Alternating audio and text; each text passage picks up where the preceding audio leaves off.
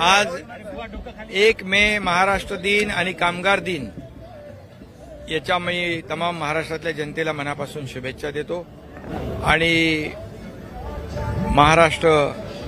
महाराष्ट्रासाठी ज्यांनी ज्ञात अज्ञात हुतात्म्यांनी जे बलिदान दिलं त्यांना मी विनम्र अभिवादन करतो आणि मी माझ्या भावना आता मनोगतातून व्यक्त केलेल्याच आहेत। पण महाराष्ट्रामध्ये आज जे आपण पाहतोय गेल्या 2.5-3 वर्षामध्ये विकासाचे प्रकल्प, लोकाभिमुख कल्याणकारी योजना यांची सांगड आम्ही घातली आणि महाराष्ट्रातील जनतेने भरभरून आशीर्वाद देखील दिले। आता मी उपमुख्यमंत्री, देवेंद्रजी मुख्यमंत्री, अजितदादा उपमुख्यमंत्री अशी एक टीम आम्ही जे काम करतोय, गेल्या वेळेचा जे वेग आहे कामाचा त्यापेक्षा दुप्पट वेगाने या महाराष्ट्राचा विकास करू, सर्वसामान्य माणसाला न्याय देण्याचं काम करू। आणि म्हणून मी मगाशी सांगितलं, शासन आणि प्रशासन ही रथाची 2 चाकं आहेत। शासन आपल्याद्वारी लाडकी बहीण योजना अशा अनेक योजना राबवण्यामध्ये शासनाबरोबर प्रशासनही होतं आणि म्हणूनच अशा मोठ्या योजना कामयाब होऊ शकल्या आणि म्हणूनच या महाराष्ट्र सगळ्या नंबर 1 आहे देशामध्ये। GDP असेल, FDI असेल, या ठिकाणी सर्व क्षेत्रामध्ये, स्टार्टअपमध्ये क्षेत्रात महाराष्ट्र नंबर 1 आहे आणि महाराष्ट्र नंबर 1 ठेवून आणखी त्याच्यामध्ये त्याला गती देण्याचं काम आमचं सरकार करेल।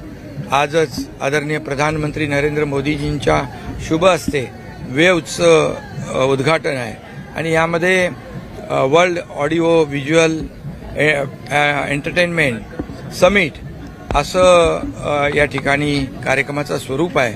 त्यामुळे इंडस्ट्री बरोबरच इतर उद्योगांबरोबरच मनोरंजन आणि मीडिया या दोघांना देखील प्लॅटफॉर्म उपलब्ध करून दिलेला आहे। ही मोठ्या इंडस्ट्रीज आहेत आणि मग इंडस्ट्रीला त्यांना ब्रँडिंग करणं, त्यांचं शोकेसिंग करणं आणि त्यामुळे मुंबईला खरं आणि हे मुंबईमध्ये होतंय म्हणून मी आदरणीय प्रधानमंत्री नरेंद्र मोदीजींचं अभिनंदन करतो, त्यांना धन्यवाद देतो की एवढा मोठा पहिल्यांदा कार्यक्रम होतोय आणि त्यासाठी मुंबईची निवड केली।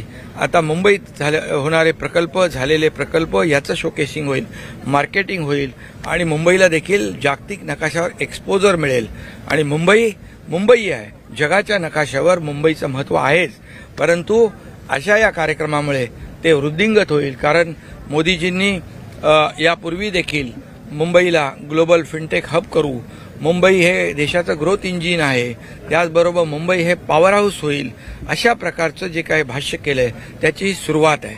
त्यामुळे खूप मोठ्या प्रमाणावर या इंडस्ट्रीना देखील एक मोठा प्लॅटफॉर्म उपलब्ध होईल। धन्यवाद, खूप खूप शुभेच्छा पुन्हा एकदा सर्व पत्रकारांना, ठाणेकरांना, महाराष्ट्रातल्या तमाम जनतेला 1 मे महाराष्ट्र दिनाच्या खूप खूप शुभेच्छा आणि कामगार दिनाच्या देखील शुभेच्छा।